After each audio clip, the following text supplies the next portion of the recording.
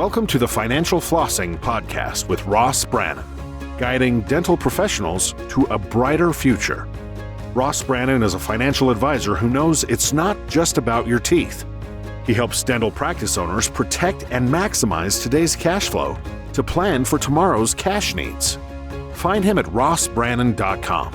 On the show, he brings together experts to help dental professionals looking to make smart money decisions to grow their income, turn their retirement goals into reality, and improve their lives.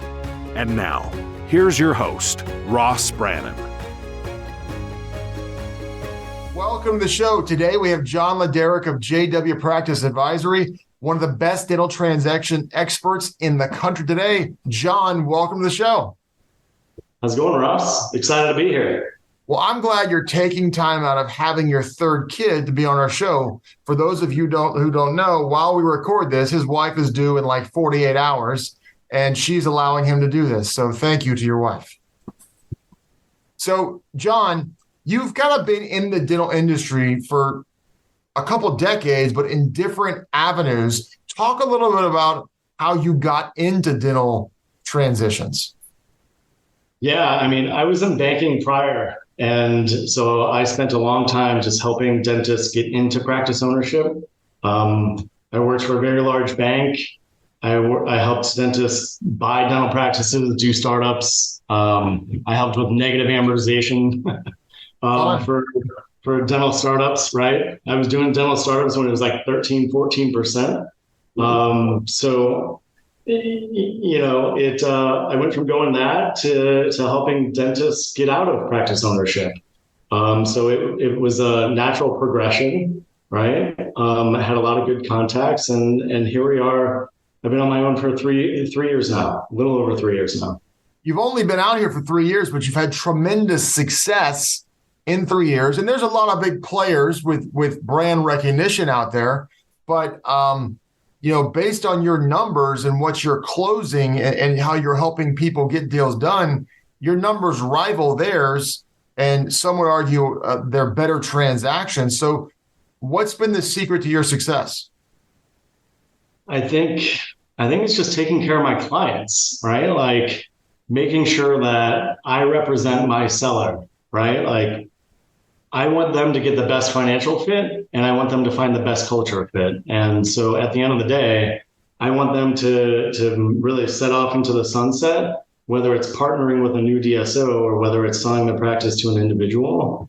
I just want to hit every box on their checklist. And I want them to make sure that I'm representing them 1000%. And I'm not taking from somebody else. I'm not trying to retain their services through some other business that I also own. So I'm literally just their advocate to help them sell their practice. So you hit a couple of things there, and I want to throw 2 or 3 things out at you that I've heard. First off, a lot of people, well, let me say this. There are M&A advisors or dental transition advisors, and then there's brokers. And I would say that transition advisors and the M&A advisors are a higher level of expertise than the brokers. I've seen former dentists all of a sudden become brokers because they think they can do it. And one thing I hear a lot is like, oh, well, the DSO will pay my fee. And that sounds good on paper, but it just means that you're really working for the DSO because you're just trying to basically get paid in that regard. And I've seen so many people think they can do this by themselves, not realizing that private equity does this every day, all day. And this is a once in a lifetime opportunity, and you will be taken advantage of if you do that. And I could go on, but just speak to those things that, that there's this level of maybe, I don't know if ignorance is the right word, but it's the word I'm going to use, of ignorance about dentists, kind of almost like they feel like they can do it. It's like a for sale by owner on a dental practice for $5, $10, $15 million. It's like, it's like they're so busy, right? Like they have all of their employees to take care of. They're still trying to take care of all of their patients. So from them, a lot of it is path of least resistance, right? Like, oh, hey, my CPA called me and said, this national DSO will be a great fit. I've done some transactions with them. Well, that's great. That's one company. There's 250 other companies that are out there, right? And by the way, when you speak to their business development person, do you really think that they're going to get that aggressive from let's dig into the financials? Let's find all your kids on payroll. Let's find your cash balance plan. Let's find all of this. They're not going to be that aggressive. They're going to look at your P&L and be like, well, this guy came in from this person. We're going to look at the P&L. We're going to give him a price. We're going to bump it up over 100% of collections, make it look nice and shiny. And then we're going to take it to close and make a truckload of money on it. So without like proper representation, a lot of dentists are taken advantage of, which is why we're talking today. Well, it's just, I mean, what I've seen with dentists and physicians is, and physicians are much worse than dentists, but it still applies to dentists. And so don't get offended, dentist. But you go to school for 8+ years, and then you think you know everything, and you don't know everything. You know a lot about one part of the body, and you don't know near as much as the dentist who's been out there for 30 years. And so you think you know everything about this. It's a little bit of arrogance, if you will. And then sometimes people get cheap and they don't want to pay for good representation, realizing the value created by that representation is enormous. Like, right out of college, I was in real estate, and I like to say that 90% of real estate agents are worthless, but the 10% who aren't are worth their weight in gold. It's probably the same with dental M&A people. 90% of brokers are probably not that great, and 10% who are fantastic, and they drive tremendous value in the transaction. Would that be a fair statement? Yes. There are times where I wish I would have charged more. I could imagine. Well, and so you said something else about the fitting the right culture. I heard a story about somebody who was basically shopping their practice on Facebook because, that's what professionals do. And they were told they couldn't get a certain multiple, and they went out and got that multiple. But within 90 days of close, they walked away from their earnout because the culture was so bad. And when you factor in what their actual multiple was in that scenario, it was, substantially less. And I've heard stories like that. I'm sure there's plenty of them out there, but it's just I hate to beat up on people, but it's like there's this hubris that people have, the thing they can do it themselves, and they just don't understand it's more complex than that. Well, they either think that they can do it themselves, or they've got a friend that works for the DSO, right? Or their supply rep mentioned this particular company, or everybody's got their own agenda, right? I've got an agenda. I want to make a nice fee off of your practice so that you can set sail and know that you got a great deal. But I'm taking care of my family. This is what I do for a living. Like, this isn't my side role, which there's so many people that are out there that think that they can be a broker on the side. It's almost like ERC tax credits. In which I know there's a lot of dentists who've done the ERC thing. It's so much so the IRS just shut it down, but for the rest of the year. But it is fascinating. So what do you see in the dental? And we're recording this in mid-September. So when this comes out, it's going to be probably sometime in October. But what do you see in the dental market trends right now? Like, how are interest rates affecting things? I've heard both sides of the story. It's really slowing things down. It hasn't affected anything at all. What's going on in the market? So I think you have a few different types of buyers that are out there where it's affecting them. And it all really depends on their capital backing, if they're bank financed, whether they're private equity backed, and where they are in their private equity life cycle, right? Like, the ones that are bank financed, most of them are just not buying right now.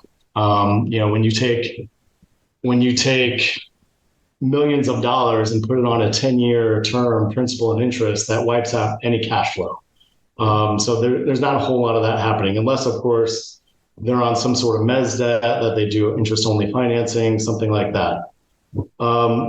Then there's buyers that are private equity backed that are just kind of pausing, right? They're like, hey, cash is cheap. We're going to work on organic growth right now. So they're putting in their sole focus, same store growth, maybe adding some multi-specialty. And then you have the buyers that are out there that have their private equity event coming up, right? So in the next 18 to 24 months, you have some private equity companies that have been in there for 3.5 years. They got in right before COVID.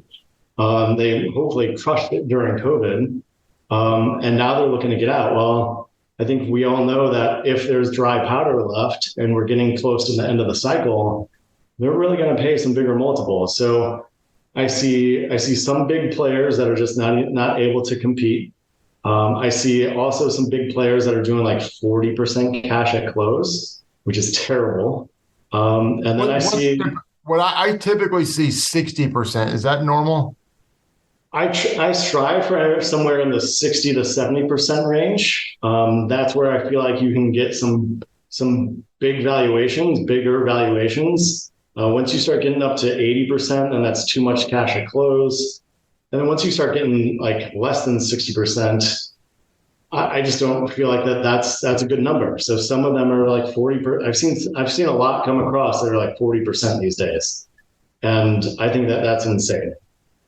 So what are DSOs looking for? What is like what's their sweet spot? I mean, talk about like what people really need to have to make this a lucrative transaction. Yeah, I mean, I get calls all week and I can pretty much tell a DSO what they want. They all say we want at least $1.5 million in collections. They would love multiple doctors, multiple locations, EBITDA north of 300,000, 300,000 to 500,000. And of course, once you go up from 500,000, then like it makes it very appetizing. But then I also feel like in the same scope, you go up over 500,000, that weeds out a lot of the smaller players, right? So then you get into more of the small to mid-sized groups. The 30, 40, 50 locations, those are the ones that are going to really get what I typically see aggressive, as long as they're towards the end of their private equity life cycle, right? And I think a lot of it really hinges on that private equity life cycle is the company really trying to throw as much EBITDA as they possibly can before they get ready to exit? Or maybe the last private equity company worked on stability within the organization. Now new private equity is coming in, and now they're ready to do some M&A and start going gangbusters. Yeah, that's interesting. You know, I feel like that's going to be right. We all in the M&A world, we got spoiled with cheap money, free money, right? Everyone in the United States got spoiled with cheap money. So now we're getting back to interest rates being normal, right? So everyone's going to realize that money's never going to be free again. We're getting back to normal. So we're going to get back into these 3 to 5 year cycles. Companies either just getting fresh powder, so now they're anxious to grow, or companies that are getting ready to throw EBITDA to their bottom line for a private equity exit. And then the ones in the middle that are really working on organic growth. So every year we're going to have new hungry players to the table that are different than they were last year. And that's where it takes a good advisor to know like who's going to have a good transaction or a great transaction or pay a great multiple this year as opposed to next year or last year. How do you match the culture of a DSO with the culture for one of your clients? A lot of it's personal and just trying to figure out what they want, right? Do they want operational help? Are they tired of having HR conversations? Like what are their internal needs? And that's where I feel like when we get into the interviews of buyer-seller interviews, that's when everything really gets flushed out. And I feel like that's when buyers and sellers start building rapport, building relationship. They figure out what the needs and wants are from the seller. They figure out how that they can help those needs. So it's really a pretty, I'd say, hands-on process of trying to figure out the wants and needs of both sides. Is it better to take a less lucrative deal financially to get a better culture fit? Like, for example, company A, DSOA, has a better culture, but they're offering me 10% less money, versus DSOB doesn't have a great culture, but they're offering me 10% more money. Which one's better? So I typically try and use the bad culture to drive up the good culture deals. Wise.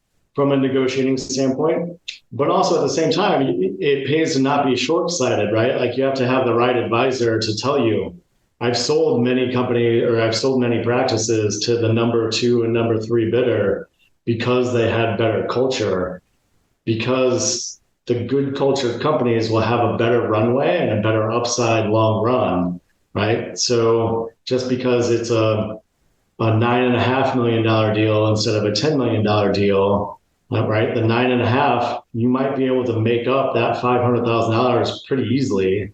And I always tell doctors, look, that $500,000, grand scheme of things, you're in this for the next 10 years. Would you want $50,000 a year? Would you sacrifice that to make sure that you're working with a company that you enjoy work every day? And most of them say yes, all day, every day.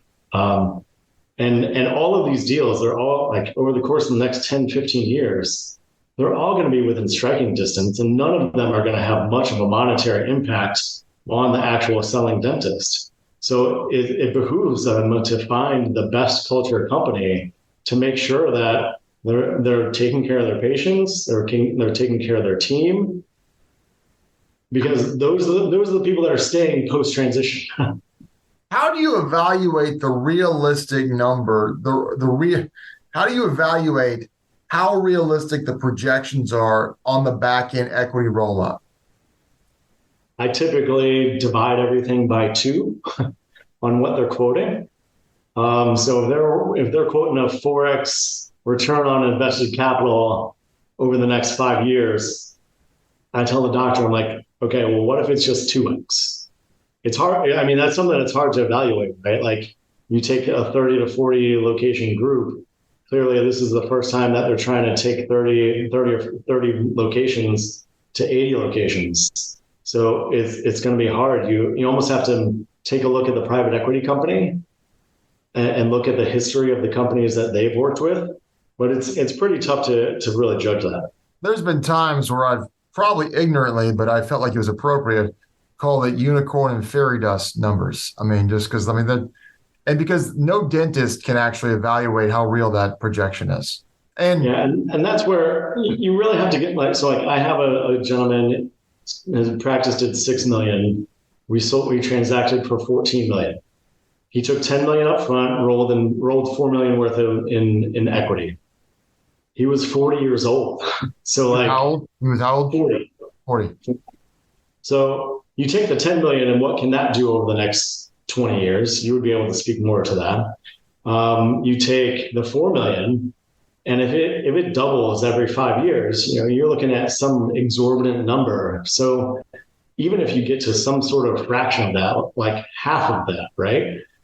It's still much greater than if he made $1 million a year, worked with that practice for the next 20 years. You can only grow a $6 million practice so much. So he came back to me and said, John, it's kind of a disservice to my family if I don't do this transaction now, because the 10 million sets the stage for, 10 turns into 20 turns into 40 before he's retired. Now, granted, there's taxes that come off the top of that, right? So 10 is more like 6 turns into 12 turns into 24. But how can you turn a $6 million practice into a $24 million practice? That's a really good point. Now, here's a question for you. Like, I am vehemently anti-retirement. And, I know guys in their mid-30s have sold their practice. And I'm like, And if you want to take your chips off the table, that's fine. I totally get that. But I tell people, and I've notoriously told one story on this podcast, and the person listens to the podcast and they always text me when they hear it. So I won't bring it up again. But I know guys in their mid-30s, and I'm like, you have to have a plan post-exit. Now, granted, you're going to have a 3 to 5 year earnout, and it's hard for me to see most people staying beyond their earnout, but, maybe I'm wrong. Do you talk to people about, hey, what is your next plan in life? Because playing golf and traveling aren't it, and there's only so much. I mean, you have to have people where we were wired, created for purpose. You have to have a purpose, and retirement is not a purpose. So do you talk to people about that at all? Is that one way of fishing out whether they're a good candidate to sell? Yeah, most have some sort of other business that really they really want to do, right? We all have what we do for work, and then there's what we think a fun business would be to own, right? So, or some of them like the idea of consulting, or some of them want to know, hey, is there going to be some sort of maybe like a clinical director role where I could oversee multiple doctors, or I do implants really well, but is there a way for me to teach that? So they all have some sort of aspirations in addition to the daily grind. So yeah, I definitely try to flush that out. A lot have real estate ambitions, and right, what better way to grow your real estate portfolio than to get your hands on a nice lump sum of cash. So. Right, well, that's true. What are some things that dentists who maybe whether they don't have representation or maybe they don't have great representation fall prey to that really they need to make sure they avoid? I mean, it would be nice if they had somebody other than their CPA, no offense to CPAs that are out there, do an EBITDA calculation. Or maybe actually hire an attorney to read the contract, not have the CPA read the contract. So it's very easy to just send your financials in and say, what's your price? What are you gonna price this at? And then they send profit and loss statements or trailing 12-month profit and loss statements. And if all you're doing is sending a profit and loss statement in, I can guarantee you that valuation is not going to be precise. You need to dig into the general ledger, right? There are transactions behind salaries and wages. What if your 3 kids are on there? There's something in addition to dental supplies, right? Why was there a $15,000 transaction with Henry Schein that is greater than all your other $2,000 and $3,000 transactions? So if you're not getting into the actual general ledger and detail of every single financial transaction that happens within your practice, you don't know what your practice is worth. So if you're only submitting P&Ls, and I guarantee you every single DSO in the country is just asking for profit and loss statements and not asking for a general ledger. Yeah, I mean, even some brokers, right? Some brokers are just looking at tax returns. It just seems to me that some people take the easy way out because it's easy, it's more convenient, and they don't really want to put the work in to sell a practice because selling a practice is work.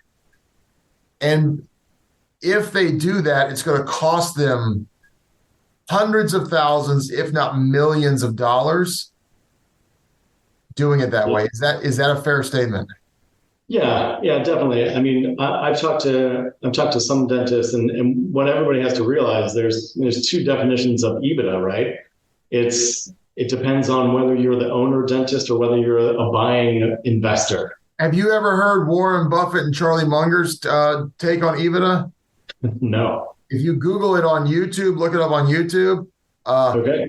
It's fun. They think it's about as useful as a pile of dog crap. But anyway, go on. Yeah, no, it's an opinion, right? Like my EBITDA might. It's not a generally accepted accounting principle. Right. Exactly. And so an owner dentist, and perfect example, the gentleman that I sold his practice for 14 million, he comes to me and he's like, John, I think my practice, I get like a $2 million EBITDA. I'm like, okay, great. $2 million. I can sell you for 18 to 20 million bucks. And he's like, okay, let's go. We do the analysis, and his CPA didn't pay himself, didn't pay the doctor for the $2 million and $1.5 million in dentistry that he actually produced. So on a move forward basis, he'll have $400,000 to $500,000 or just $600,000 of salary that he's got to pay himself, that the DSO has to pay him. So the EBITDA shook out to be more like 1.5 million as opposed to $2 million. Ouch. And that's where, I don't mean to beat up CPAs, but like, are they doing the EBITDA for you personally, or are they doing the EBITDA for a non-producing dentist to come in and buy your practice? Because those two EBITDAs are completely different. What is two questions? What is a realistic multiple in the market today? And can DSOs fudge the numbers to make the multiple look high, but the deal look smaller? The deal actually be less lucrative? Yeah. So once you submit numbers, and we have to be careful about beating up DSOs too much, because they actually buy a lot of practices from me. No, I'm not trying to beat up a DSO. It's just that they are experienced business people, and dentists typically are not. And a buyer always wants to get the best price. A seller always wants to get the best price.